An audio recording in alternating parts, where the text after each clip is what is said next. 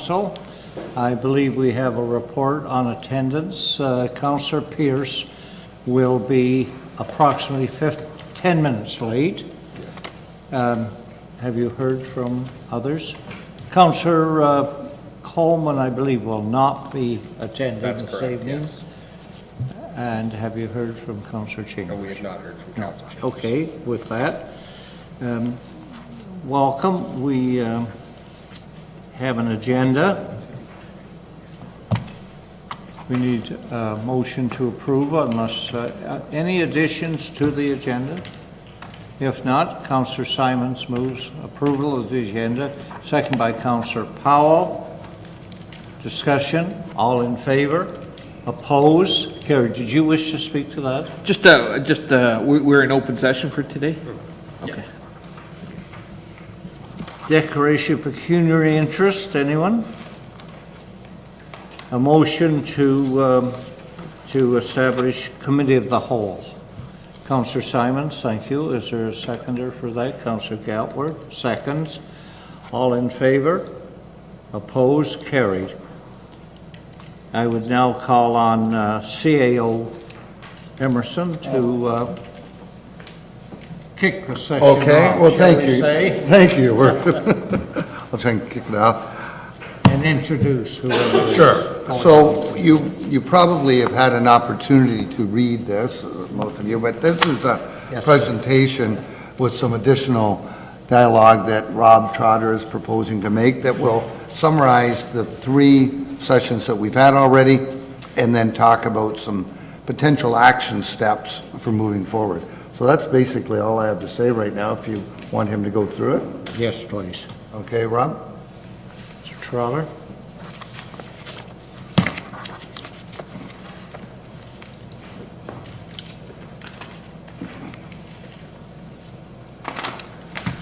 Okay.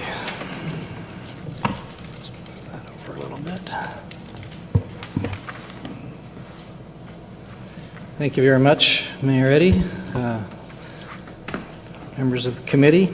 I'm just going to walk you through this brief presentation. We got 15 or so slides, yes. and we can kind of walk through it. And if you have any questions as we go, I don't mind answering them as we go. I've got a kind of a summary slide at the end that summarizes some of the action items that we can move forward on, and we can have discussion around them, or we can add to them. We can remove some if council sees fit to do that. But it kind of gives you a sense of where we'd like to go, where we see these things going. So to kick off, I'll give you some of the slides that you're going to see are somewhat reminders of the things that we saw previously, to kind of jog your memories a little bit, because it's been a while since we talked about this. I think the first session was, I think, in January of this year, so it's been a little while, and then we'll get into the next steps. So again, not new here. Planning is a top-down provincial has a top-down provincial policy framework. Deals with the Planning Act and the provincial policy statement and the growth plans, and then works its way into our official plan and then to our zoning bylaws, and then it gets implemented through our building permits and our site plan control and subdivision development and things like that. At its heart, planning is about resource allocation. Where does the municipality want to spend its valuable resources? That's time, money, staffing, infrastructure, things like that. Again, nothing new. This is one of the slides from the growth presentation. We've got a tidal wave of growth that's on its way here. We've got in the growth plan, which is planned for out to 2041. Our population is expected to be at 57,000 people, and based on the units that we have either draft approved, registered, or in process, we're going to hit that long before 2041. We're going to be we got about 8,700 units there, plus or minus, that are kind of in the mill right now. You multiply that by 2.5 persons per unit. Some are going to be a little higher, some are going to be a little lower, but roughly that's what you're going to get. So that takes you out to 57,000 people, and it's going to happen pretty quickly, because as we all know, I mean, we've got the Southwest Paris area. They're itching to go. We've got subdivisions up in St. George that are just awaiting the sewage treatment plant twinning, and they're ready to go. And we've got developers at the top end of Paris that are ready to go as well. So we have a lot of things that are just ready to bust out, and we're going to see that coming in the next few years. Just to give you a sense of staffing and what that means to our group, if we issued those permits over the next 15 years, that's about 583 permits a year, and right now we do about 200. So that's a huge jump from and that's if we do it over 15 years. And I think you'd all agree that most developers aren't going to wait 15 years to get their building permits. A lot of that is dependent on the market, of course, but we know that, we didn't sell Brantford land just for the heck of it. They're out of land, so they're also out of approved subdivisions. So people are going to be looking to Brant County to fill that void, if you will. Some of the action items that that came out of the growth session. Number one, a review of our policies and procedures. We need to update our tools, our planning tools, and adopt new tools where we feel we need them. One of those items is to strengthen the area study policies in our official plan. This is the area study policies are almost like a secondary plan in the planning world, but the county does not implement them via a change in our official plan. We adopt them via a resolution. That's how they're adopted currently. And when that route is taken, that's more of a policy route. It's not a legal route. If you adopt it via an official plan amendment, it's much stronger policy. So a developer can't come into the county and say, oh, well, that's just a guideline. So here's my plan, and oh, by the way, the plan doesn't even match the secondary plan. It's just because I don't want to do that, I want to do this. If you adopt it through your official plan, it gives it a lot more strength. It requires a developer to actually get an official plan amendment to make those changes, which is a much bigger process, because that's your plan moving forward. It's much more difficult and more intensive to get an official plan amendment than it is to get an area study adjustment. Commencing a staging of development program. I've been beating this drum for a while. Since I came to the county, this is something that, in my opinion, the county desperately needs. It will place council in control of development. If you don't control development, the developers will do it for you. And I think that having a staging of development program is critical. We've brought a couple of reports into the chamber on that. The next report that we're going to be bringing forward is where the rubber hits the road. That is where we will have a map and dates. This year we're going to work on these 3 plans. The next year we're going to work on these 3 plans. And the next year we're going to work on these 3 plans. I don't mean 3, but you get the idea. It could be 5, could be 7, could be 9, whatever. Yes, Shirley. Thank you, Mr. Chair. Through you to Rob. Yeah. So will that mean if there's 1, 2, 3 come in with complete applications, they will be accepted, or are there other criteria building them to accept? No, the way we anticipate it getting laid out is that you have a number of criteria that you have to meet in order to get onto the year's growth, the year's staging. And if you're outside of that, anybody can approach council and get included. But what it means is that they have to appear before council and request that they be included in the staging of development for that year. And this is where the development industry will police itself. Those 3 or 4 developers that are in, let's say, 2018, 3 or 4 developers have subdivisions that are going to get processed in 2018. If somebody from 2019 or 2020 shows up and says, I want my plan included, those 4 developers are probably going to say, wait a minute, I'm in 2018, not you. So you have to wait your turn. So that's how the staging of development gets used. You work with the industry to establish it to begin with, because you have to have industry buy-in. If you don't have industry buy-in, it's going to die. But you have to have buy-in. Yes, yes. You will hear developers say, I want to be in the first year. Yes, but it is the final say of this council whether you're accepted to go into that first. Right. Once you establish the staging of development report, you adjust it annually because you grow a little bit each year, so you have to adjust it annually because some plans get completed and other plans come in. But the whole idea is to control the growth. And if I may, Mr. Mayor, one more question. Say we've got 3 plans on the table for 2019. And the 3 plans are started, they've got started to work. Does that mean that we can bring 3 more in for 2019 because these guys have already moved on? Or does that mean they have to wait till 2020?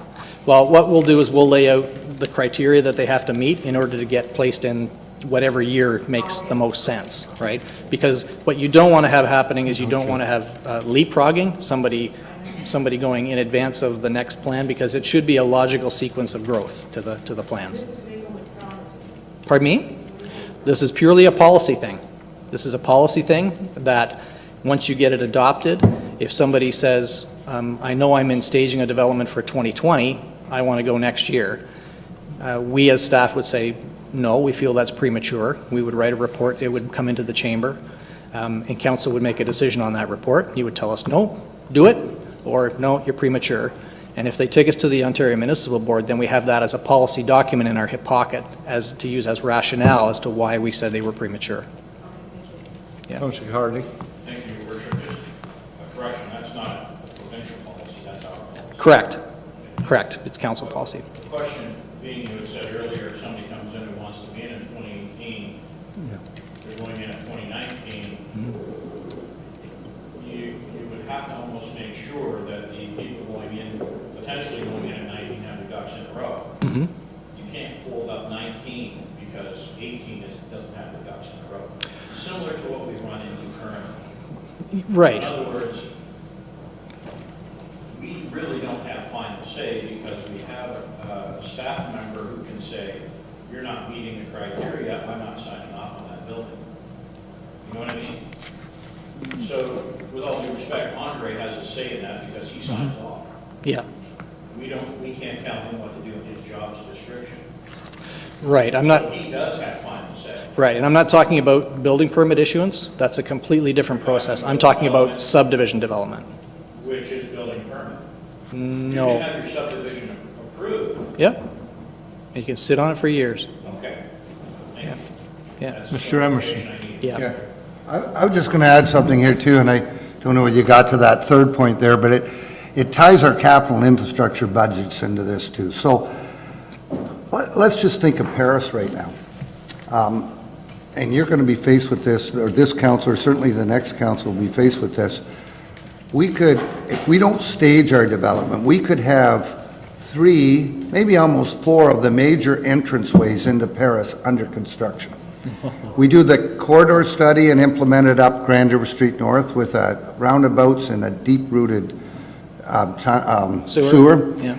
You're doing the corridor study and implementing it out Rest Acres Road, King Edward Street, that expansion for some of that development. And then there's the whole Paris Southeast where there's early stages of an area study and potential roundabouts and so on. So there has to be some orderly staging of this, or it could be chaos for 5, 6, 7 years. And that's where the council will certainly hear about it. So a lot of this stuff, not only does that police itself, as Rob says, through the development industry, but the municipalities have a stick there on where they're going to put their capital money, because this stuff needs the infrastructure to develop. It needs the roads, it needs the sewers and the water and so on. Yeah. Councillor Ballmer. Thank you.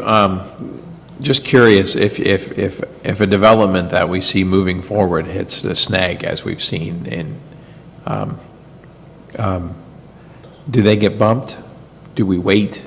You know, if we're dealing with a dozen engineering submissions, do they lose their place? Is that part of this also, Rob?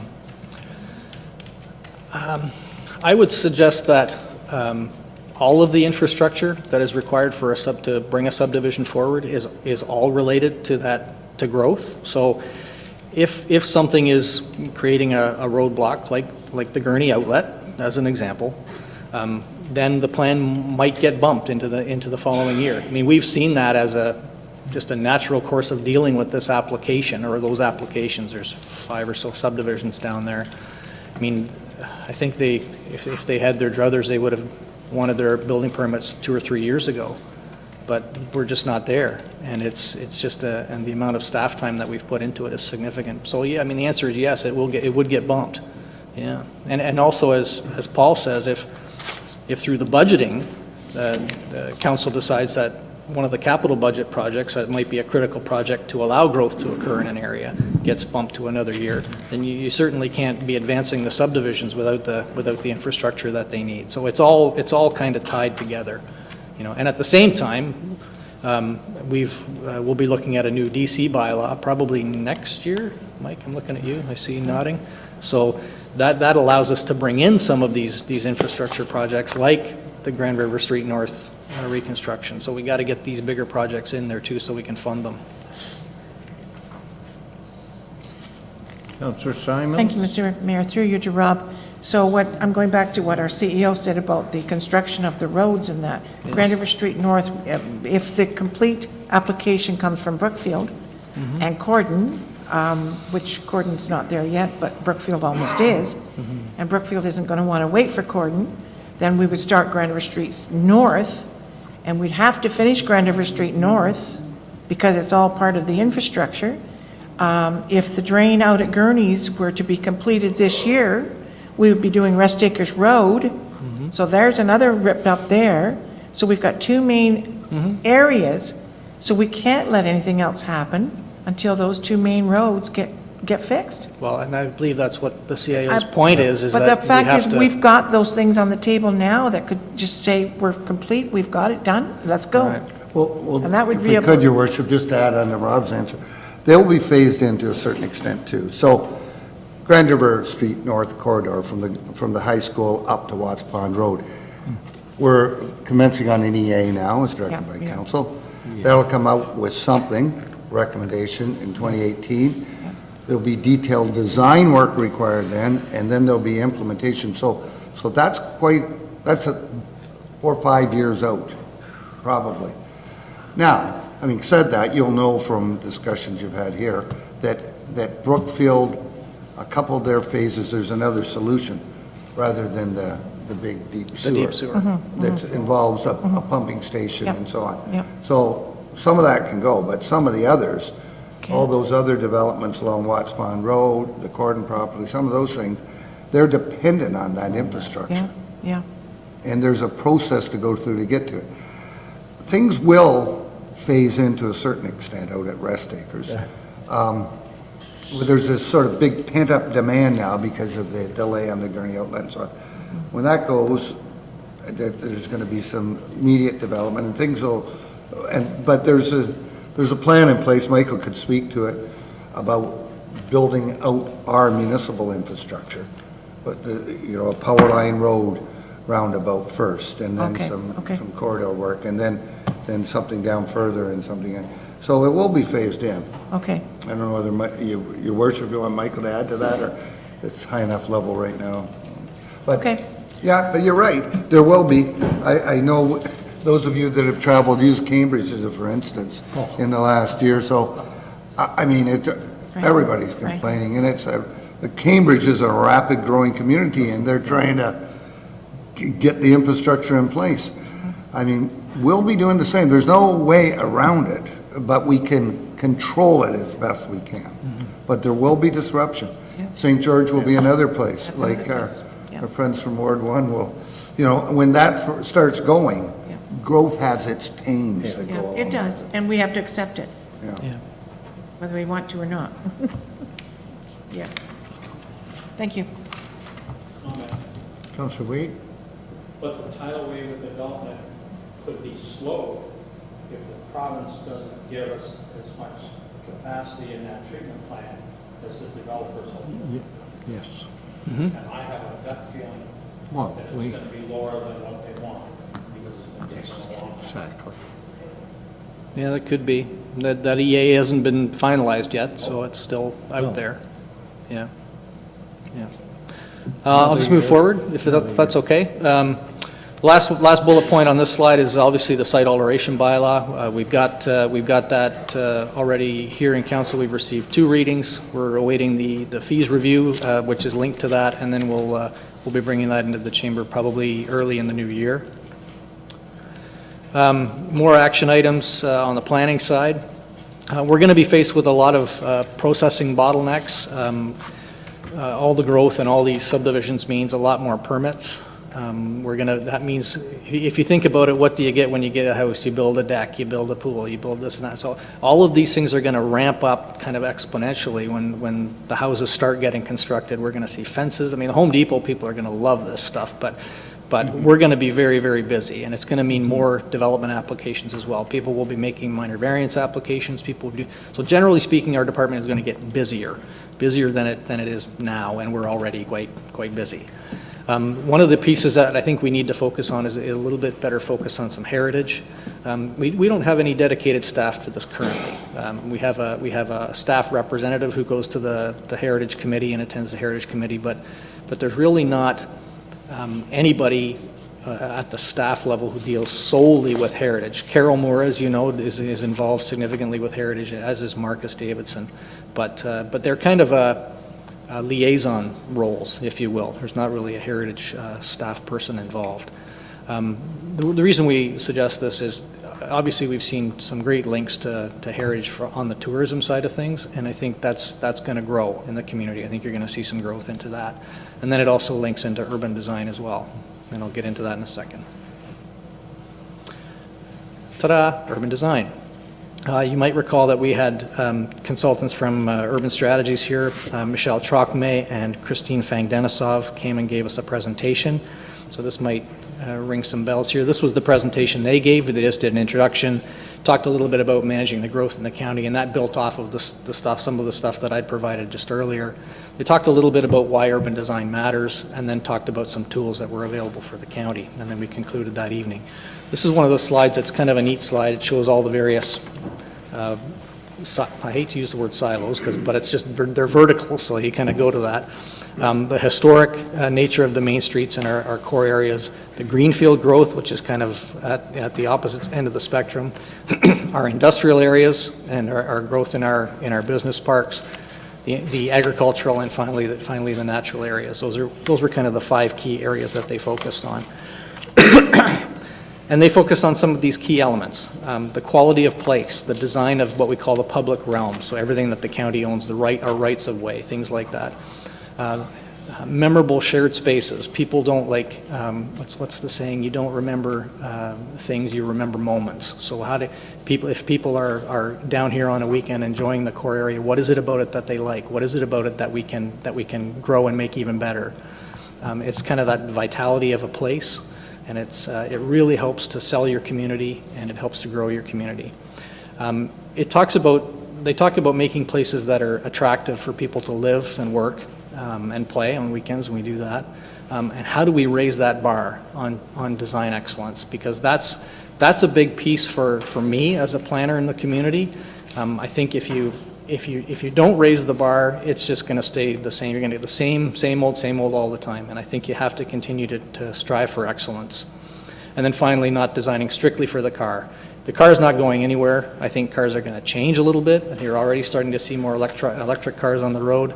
But I still think the car is going to be king for a while. We've invested a lot of money in roads, and I think we're going to be using them for a long time. But I think there are alternatives, and you're starting to see that. You're starting to see things like active transportation and bikes. You certainly see a lot of bikes. I mean, I look out my office window every day, and there isn't a day that goes by that there aren't some bikes out here on Main Street. It's just the growth in that industry is off the charts. So those are some of the elements that they focused on. So how do we raise the bar on design excellence? I'll give you a brief example. We're currently dealing with an application at Paris Road and Dundas Street East. This is kitty corner to the Tim Hortons, right there at Green Lane. And it's designated commercial in our official plan, and it's the busiest intersection in the county, but based on traffic volumes. That's our busiest two roads connection right there. And in our opinion, it deserves some good architecture. If there was ever an intersection that we need to have an opportunity to raise the bar architecturally, that's it. We've got an application before us. And we've had to push back on the application because the applicant came in, and it's not a very good sketch, and it's too bad we couldn't darken the room a bit more, but this is the building that they wanted to construct at that intersection.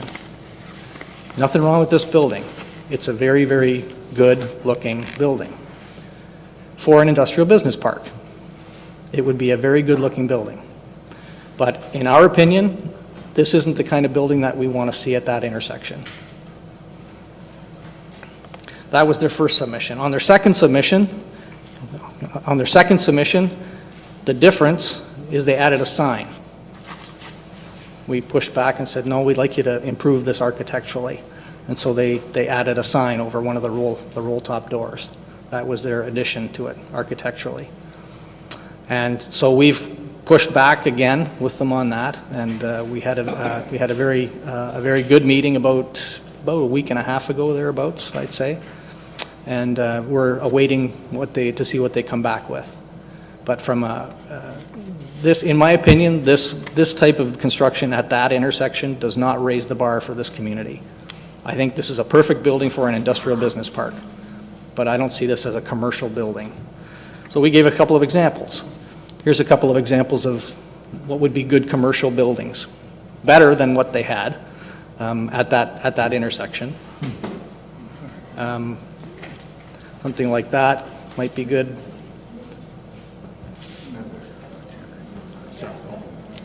Yeah, private property. They have to go through site plan approval for this.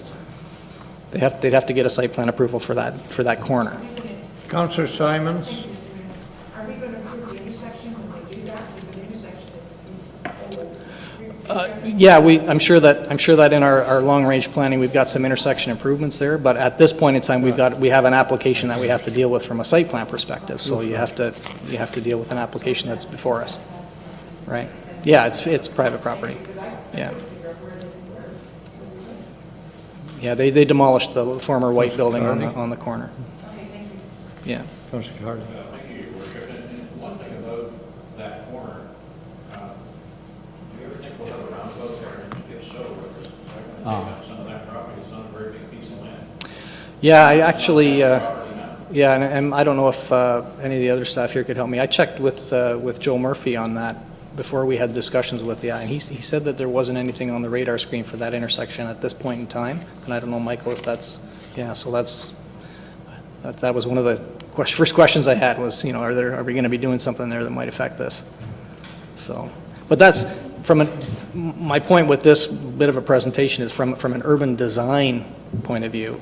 I mean, that's a very, very prominent corner for the county, and a lot of people pass that intersection. And if you don't have something that gives a little more strength to your architecture and your buildings that are getting built here, that's the limit that you're going to get, because people are going to drive into town and say, well, you approved that, so why do I have to do something that looks nice? Right? And it's subjective. There's no question about it. It's subjective. But that's our job as your planning staff, is to try and help raise that bar from a design perspective here at the county.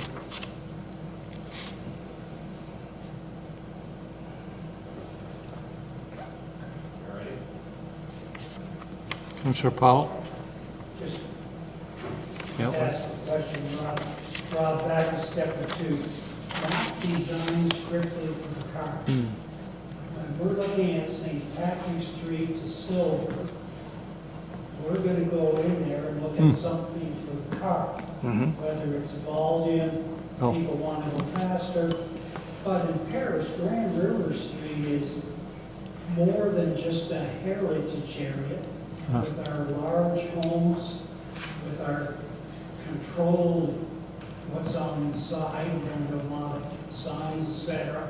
So that's a characteristic of our town, the way it is right now.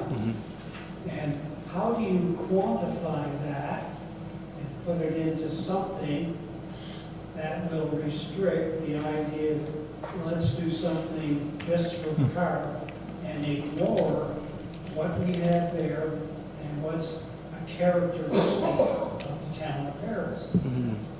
Well, in terms of quantification, my suggestion would be you come up with some design guidelines that suggest that these are the widths of your the road, and as part of it's done through engineering standards as well. Here's the width of the roads that you need. Here are the width of the sidewalks or the multi-use trails that go along with that construction. Because I don't think there's no question that there are roads based on our transportation master plan and our official plan. I mean, there are roads that are designed to carry traffic. I mean, you've got big arterial roads here in the county, and there are definite roads that need to carry a lot of traffic. It's just the way it is. But not every road should be designed like that. One of the roads that comes to my mind is Cobblestone Drive, heading down toward the two high schools down in southwest Paris. In my opinion, that road could have been designed a little bit better. It is a very engineered road. It's not a good pedestrian-friendly road. I think that there could have been some roundabouts there. I think there could have been wider sidewalks. It could have been some more traffic calming that went into that. And that's kind of where I'm going with this. Some roads you definitely need to move traffic on. Those are going to be your arterial roads, your highways, things like that. But some of the more local streets, you really have to be careful to balance the neighborhood with the movement of traffic. And it's a challenge. To follow up, we do have cities that are taking lanes out and putting bicycle lanes out. They feel that's the way to go. People's health, the environment, and the whole 9 yards. Yeah. So again, it will depend where do we lay our priority on that type of thing. Right, and some roads are better suited to that type of thing. You might be able to find an alternative, like a multi-use trail might be able to work in a case. Sometimes you can't, and that's why I think you're seeing cities that are taking lanes, as you say, Councillor Powell, and just completely shutting them off. I don't know whether we would have that here. I don't know if there are roads that would be busy enough for that. Of course, the downside to that is you're restricting traffic flow in those areas. So if you can imagine doing that at the corner of here by the Arlington, I mean, it's busy enough trying to get around that corner without taking a lane out for a bike lane, right? So you have to, it's always that balance, right? How do you provide for one type of traffic movement and against the other? It's a tough balance to walk. Councillor Gatler? Thank you, Mr. Mayor. Paris Road and Dundas Street, you said that those are that's the busiest intersection in the county. Do you have the traffic counts? I don't on me, but I can get them for you. Great, thank you. Because that's what I asked. Do we got counts on that? Yeah, we do, so. I'd be interested in that. Yep. Thank you. Yeah, I'll get you those. Councillor Simon? Mr. Mayor, this is a comment, really. That's a comment? I understand and I get that Grandiver Street North from St. Patrick Street South is a heritage section.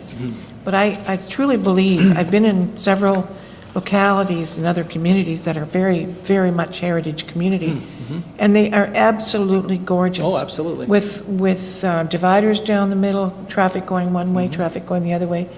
Absolutely dressed to the nines, and I can't see a problem, but we're not going that far with this construction. But eventually, if we build the other part accordingly too, we could continue on eventually, making that a really, really good corridor, and having lots of traffic on it. Lots of traffic on it, because it would be very easy to travel both ways. So there are ways of doing it. It just takes a little bit of expertise and thinking about how we're going to do it and how we make it work and make it, because we only want to do it once. Am I correct? Yeah, usually you only do. Yeah. I hope so. Thank you. I'll just move forward here a little bit. So some of the tools that on the urban design side that are available to us, we talked a little bit at the presentation about the community improvement plan areas downtown Paris, and we're now talking about doing it in Burford and St. George, and using the Renaissance Committee to kind of help us in that role, kind of bounce some projects off of them. That's a very helpful group. Zoning bylaws, although the difficulty with zoning bylaws is that it's difficult to regulate urban design through zoning. I've been there, and it is not an easy thing to do because design is more subjective, whereas zoning bylaws are black and white. Here's your 6-meter setback, and the bylaws that I've had involvement in, they were lukewarm at best in terms of achieving design goals through zoning. It gets very, very complicated. And one of the things that we found through previous developers is that they're great for wanting to adjust to the market. If people want to build porches, well, they're gonna provide porches. But if people don't want porches, they'll want to remove porches, and they tend to kind of shift and evolve fairly quickly with their product. And if it's easy for them to do that, it's not quite as easy for us to do that from a zoning bylaw perspective, because it takes months to get a zoning bylaw amended, and we're never fast enough for the development industry. But other tools available for us, obviously our engineering standards. I spoke to a little bit about that in terms of lane widths and how to include those in design. And especially some of the things around traffic calming can be critical in terms of building neighborhoods. Peer review services, we've actually used Urban Strategies, the people that came and gave the presentation. We've actually used them a couple of times already with respect to a couple of site plan applications, just to get some feedback, some initial feedback from them. And I think we'd like to continue with that role. They gave us some good advice and some good help. And finally, one of the last pieces is the urban design guidelines. We do have some DC funding available for that. And to kind of go with that, some of the design stuff has actually been entrenched into the Places to Grow legislation for 2017, and that's kind of the last paragraph on that comment. And if you guys want to take a second to read that. Pass these out.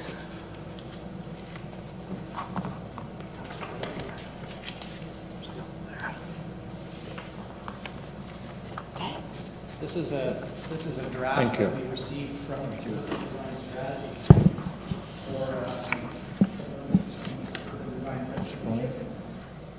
It's just a draft at this point in time. However, this is the type of thing that we would like to come back to council with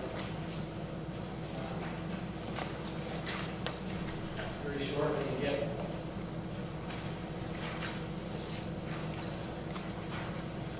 So this is the type of thing that we would like to get before council and get adopted is kind of some high-level principles, and then following that we would come back with an update to our site plan guidelines, because you have to have the principles in place and then follow with the guidelines, and then that gives us some tools, as I mentioned. I mean, this is all about tooling up for all this growth.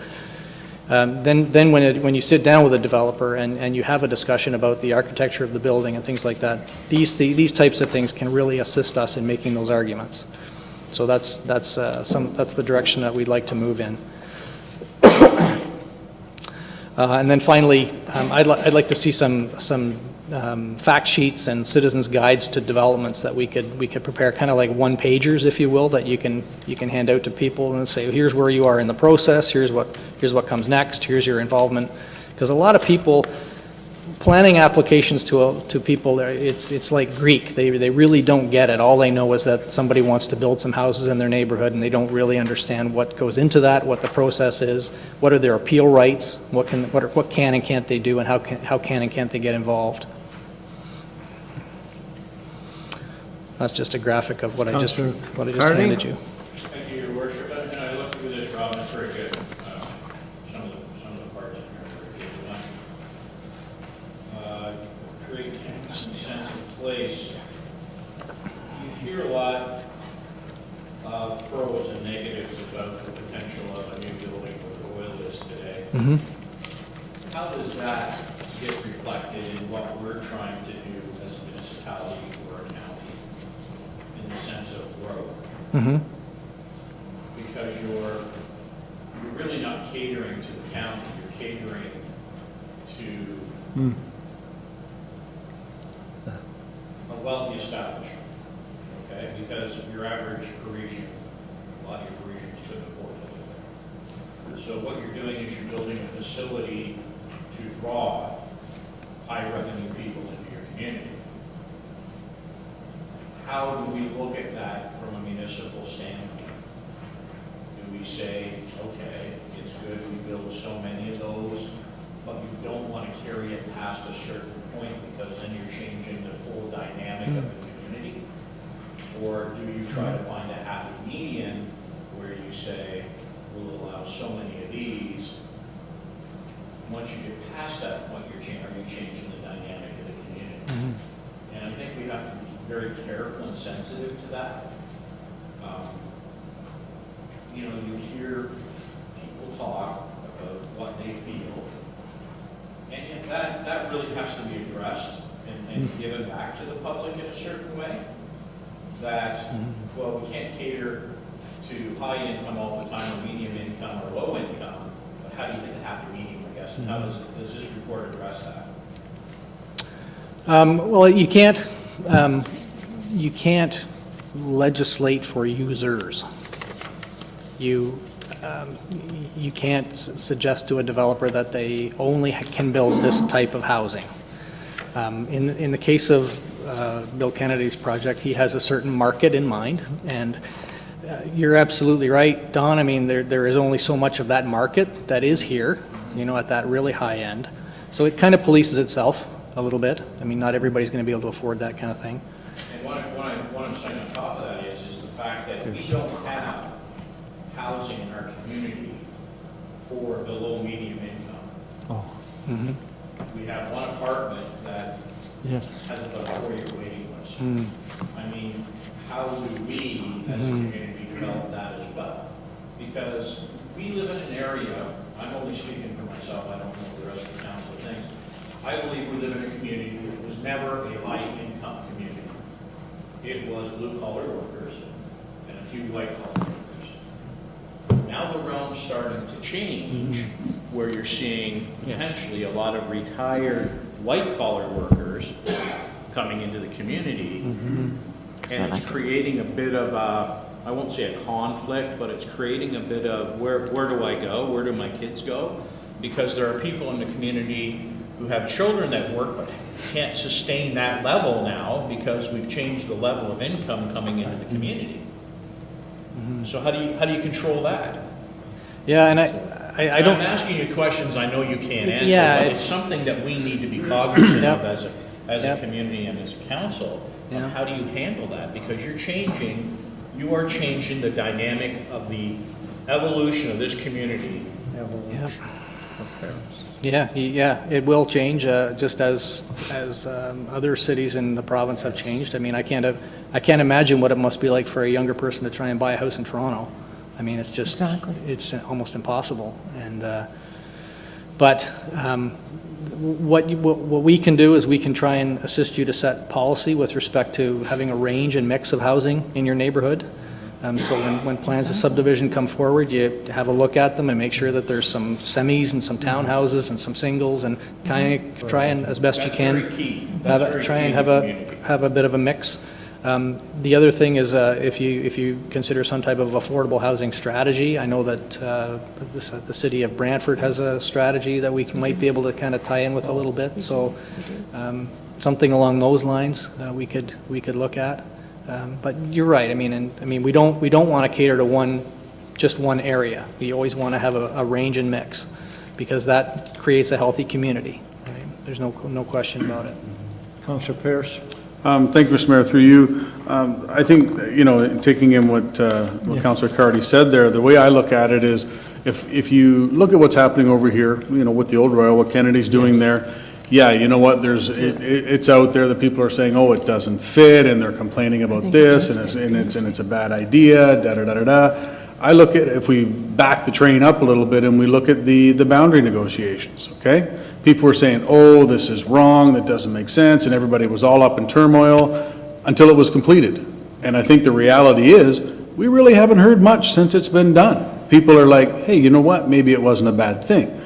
I looked at it the same way as that. I think once it's built, and people are going to come and see that, they're going to, let's say it's somebody's first time in Paris and they come and see that, they're going to tell two friends, and they're going to tell her, hey, you got to go and check this place out. Hey, you got to go and check this place out. So and to what you said there, Rob, as long as we have a mix, I've got no problem with having something like that at all. And if you take it a step further, my understanding is it's pretty much sold out. So whether it's people from town or whether it's people from out of town, the reality is something that's starting at $800,000 or $900,000 is sold out. So I think people want to come here, whether it's from out of town or whatever. I don't have a problem with that. But the key is exactly what you said. From one end, if we look at what was happening up at the Mill project, the very first time that they had that in here, it was very, very, almost a low income thing. People were all up in arms.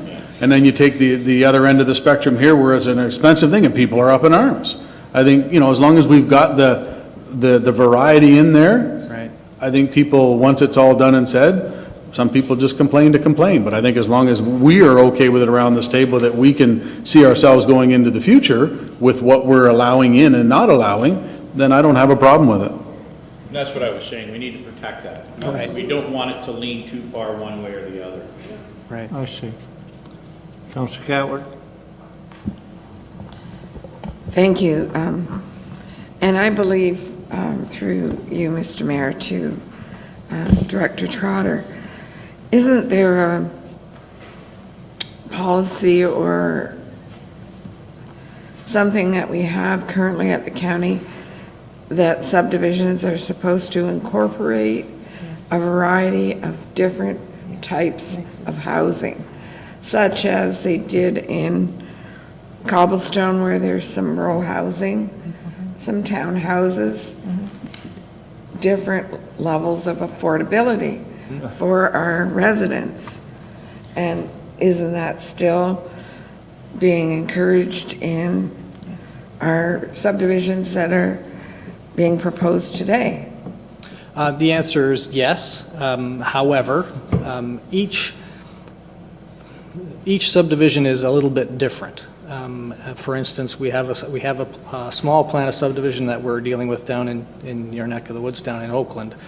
It's a small street, it's got 20 units, it's all single-family detached in the neighborhood. They're coming in with 19 single detached dwellings. It fits in with the existing neighborhood. So in some cases, a small plan of subdivision, an infill plan, for instance, might be perfectly suited to that. Some of the more urban plans that are in Paris and St. George, you're absolutely right. We always strive to get a mix of different dwelling types. And typically what you see is that you see the large lot singles backing onto some kind of environmental feature, because that way a developer can put a lot premium on it because they're backing onto a wetland or backing onto a forest or what have you, right? And then you get some of the more higher density dwellings closer to some of the busier roads, and then you get even some higher densities close to, if we can achieve it, some type of a node area, something that, like a library or something that abuts an area where you get lots of people. So because you want that activity in those community hubs, if you will. So we try to do that with every plan that we get. I don't think it's good planning to have a plan that's all just single detached dwellings. But in some cases, if it's a small enough plan, if it's an infill plan, because you have to give consideration to what's around it. Yeah, I mean, Councillor Pierce would attest to that. The Nils property is a great example. You got a lot of single-family detached around that property, and trying to put in a bunch of townhouses on that property hasn't been well received. Not in its current design, anyway. Councillor Wheat? Just to echo what John Pierce said, all I ever heard was a negativity about that hill development because it was cheap. Then you talk about Bill Kennedy and on in. I think we're doing very well in achieving of this, because we got the high end there with what Bill Kennedy wants to do. Plus, the mill development, it is going to be a little bit lower income. And yet people complain about it. At any meeting I was ever at, in this room, they were lined up to complain about it. Yeah. Because it was going to be a lower income deal. So I think we're getting a mix of, as far as income goes. Now, I think we're a little bit out of the line to comment on what people can or cannot make financially. Right. Yeah, I think we are too. I think we're out of the line to say that. Councillor Simon? Mr. Mayor, just a comment, if I may. I've heard a few negative statements also about the Kennedy property, and I've just very, very quickly said we should be so lucky and so proud to have such a building in our downtown core, along with what's going to be coming with the Wincy. We should be so proud. I remember, and Paul remembers, Coney Island, how it was the devastation part of the town, and it was the worst place you could ever live, and look what's going there now.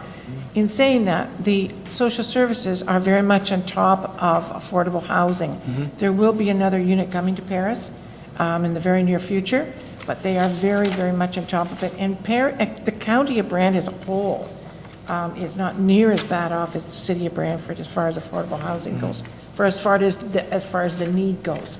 And they really watch it. Mary McCollum is very, very good at it, and she really makes sure that the numbers are there. So we are making sure that it works. Could maybe work a little better, because now I hear that folks that are in condominiums, singles, want to move out because they're too costly, and they want to go into affordable housing. So you see, it changes. Everything changes over time. Yeah, it does. But I think that's a wonderful venue for Mechanic Street, and we can do absolutely beautiful things with Mechanic Street when all that gets done. So, thank you. So I'm going to move into what was our final education session, which was low-impact development, or LID, and this happened back in March.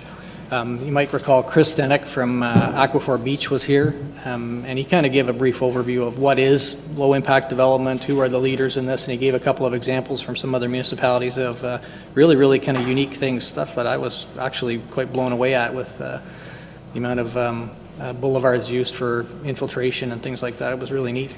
Why do it? A lot of it is legislated now, or will be very shortly. And what can we do as a county to help achieve some of that stuff? It's the best way to describe it is it's cost-effective engineering solutions. I mean, when you get a big rainfall event, and we've seen a lot of those on television lately. Fortunately, it wasn't us, but I mean, how do you want to try and get that rainfall into the ground as quickly as you can. It helps with our groundwater recharge systems. It helps filter the water. It helps detain that rainfall so you don't get these big washouts and floods. You try and mimic the natural solutions as best you can. We saw a lot of the presentations on things like bulrushes and ditching, and some of the stormwater management ponds that were, as it says there, you had a kind of a treatment train approach where you got the initial flush, and then it settles further, and then if you landscape it, it really becomes a natural feature as opposed to just a stormwater management pond. And how do we do that? And we'll get into a little bit of that.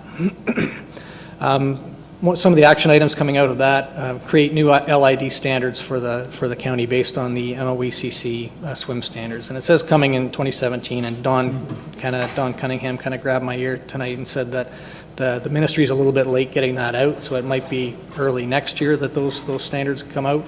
But once they do, I think the county should concentrate on establishing, kind of rolling that stuff to our engineering standards. And then out of that, as you saw some of the examples that Chris gave, establishing kind of that sequencing protocol with respect to construction, because there was definitely a definite pattern that had to be followed in order for it to work properly at the end of the day. You had to install it in the right way. That's kind of linked to some of our staffing. We've got some staffing requests and we're currently hiring for some of our engineering people. And we need to get a little bit more, we need to get a little better at being out in the field and kind of watching what they're installing. Because right now we don't do that well, and we gotta get out there, because it's our infrastructure that they're putting in the ground. Ultimately, we own it, and so we gotta make sure that it's getting in the ground properly. Using peer review services where needed to implement the LID policies and procedures. There are a lot of experts on this. We will get there. We're not there yet, but if somebody else knows how to do this better, let's use them. Let's talk to them. Let's get their advice on how to move this stuff forward. Last bullet point there was give consideration to a stormwater utility rate. A lot of municipalities are moving toward this, which is kind of taking the stormwater out of kind of the portion of the taxes that they pay and putting it in a separate utility. So it's not an increase in the tax, you're just reallocating the funds within a certain utility. And I'm sure Michael Bradley's group will probably be dealing with that in the coming years. I don't think we have the capacity for it right now, but that's certainly a direction that we might want to move in. As you know, we're doing a performance review and development services right now. Todd McDonald's group, Performance Concepts Consulting, has talked about 3 key elements to help us move forward as a department with all this growth coming on. 3 elements: fuel, muscle, and process. Fuel is getting the fees at the appropriate greenfield levels. So you'll be seeing us bring forward those new fees in the fall and early into next year. I think we're going to have that completed. The muscle is to bring on the appropriate staff to make sure that we have the people available to deal with the applications that are coming in. And finally, and I've talked a lot tonight about processes and sharpening our tools so that we can use those tools to help grow the county the way that council expects us to do that. So there's kind of a summary of, I've taken all 3 education sessions and I've kind of just put a few bullet points there in terms of the action items that we need to do. Sorry about the fine print, but I tried to get them all on one page. So that concludes my presentation. If anybody has any questions, be more than willing to answer them, and there's lots of other folks here that can chime in as well. Councillor Baum.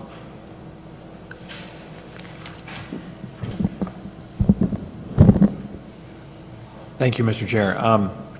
Through you to Rob, on LID, if the province comes through with new regulations that double what we need to be able to handle, let's say, does that mean our policies and everything else automatically change? Or should we be working more proactively? You know, what's our definition of a 100-year storm and a 50-year storm and some of these things? You know, we had 4 inches of rain in St. George in an hour, and it made me think about that with the Nil property, because I asked those questions and they're engineered for 1 inch an hour for up to 4 hours. And I'm thinking of all those other houses below them there. And are we doing enough? Or do we wait for the province to act, or do we act preemptively on that, I guess is my question. Actually, I'll look to Don to kind of chime in here if he would like. I know that we actually do some of that LID stuff now currently. So, and I don't know, Don, if you want to add to some of that, that would be great. I know we're not just sitting around waiting. If that's kind of the question. No, we definitely don't sit around and wait.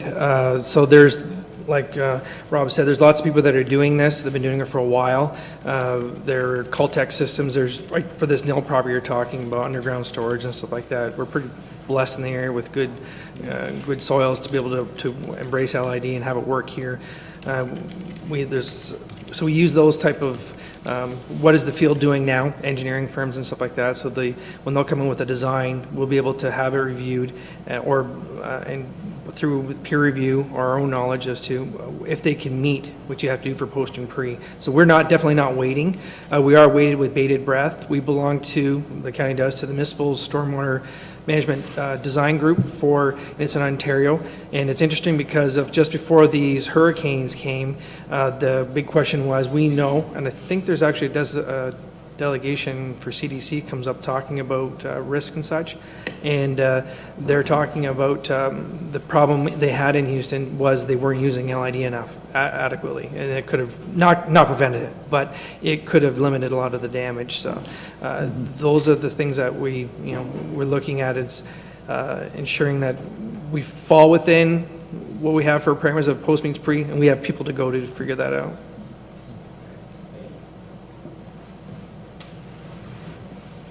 Councillor Miller. Just a comment question about LID. Given what's going on, we can't do enough. We can't do enough fast enough, and it just goes on and on. All the examples, North Wellington, someplace had 6 inches in 12 hours. Bell River last year flooded out.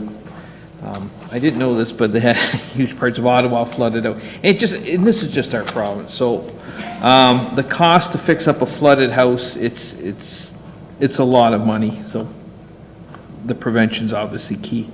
And I just wonder, the Southwest developments, those are obviously not low impact development. That's not a low impact development going on there. And we're looking at a stormwater pond there and all these engineering designs and so forth and so forth. And I'm just wondering how much we could have shrunk the size of that if they had gone low impact development. It's Are you, Don's just itching to jump up here, so I'm going to let him come up. Again, we've been proactive. LID, we use it for severances in the subdivisions, work with it with the GRCA. So every single lot that's in the Mile Hill development requires some form of LID, whether it's basically there it's infiltration galleries. Up in Brookfield, they're using infiltration galleries, they're using excess of topsoil in the back to help slow water to get it down in. There's all these different mechanisms. So that is not new. I've been doing this for a while here in the county, and we've always utilized the infiltration galleries, and we've had bioswales in our own developments and stuff like that. So they're in there. You have to prove that it won't work on your lot. And that's a GRCA requirement as well, so. Yeah, we use, it's water balance is what they call it. Councillor Simons? Thank you, Mr. Chair. Through you to Rob. With the smaller lot sizes coming, because that's what's happening in the future, will that curtail the LIDs to a degree, or will it help, or it will change it, but Yeah.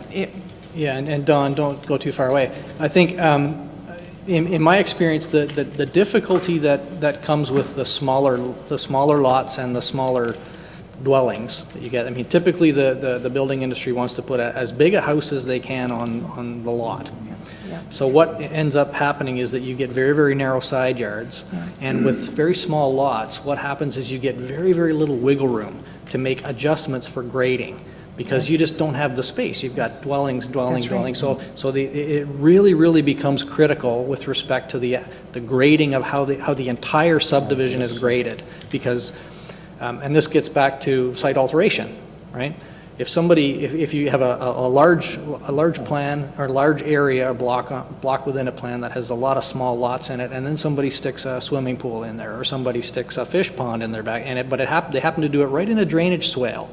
All of a sudden, that water's backing up onto not one, not two, but maybe 3 lots, because just the lots are so much smaller. So that the incidence of phone calls that you get is going to go up, like all this stuff, it comes into play. And the industry, the engineering side of it, and Don, you jump in here if you want, but the engineering, it gets much more difficult to make adjustments when you've got very, very small lots, because they all have to work extremely well in those rainfall events so that we can deal with it. I mean, Mr. Mayor, just to follow up with that, so that is where the peer review from our point of view comes in, to make sure that the final grading is done properly.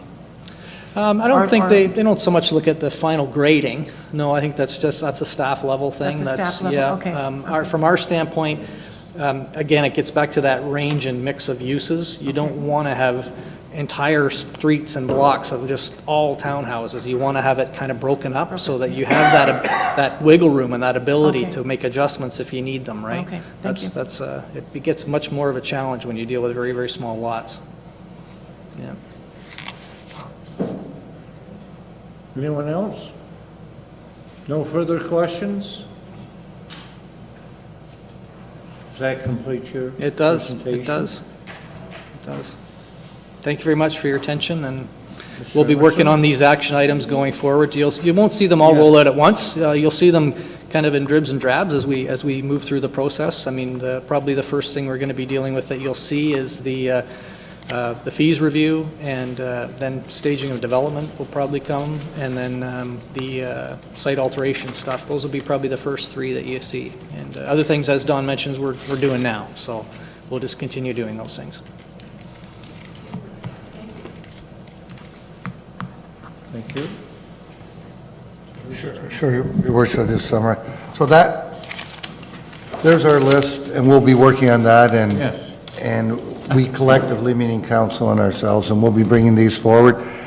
I think this is an ongoing iterative thing, so if things come up as time goes on, you jump right in and please tell us about it, and we can look at amending policies or throwing out options to you for your consideration. We all know we're in a high-growth area, and there's going to be lots of friction points along the way. So the more we can be proactive in this regard, because at the end of the day, we want, in our tenure here, we want to leave a better community for the future going forward, and that's what this is all about. Thank you, Worship. Thank you. That concludes our session on growth education.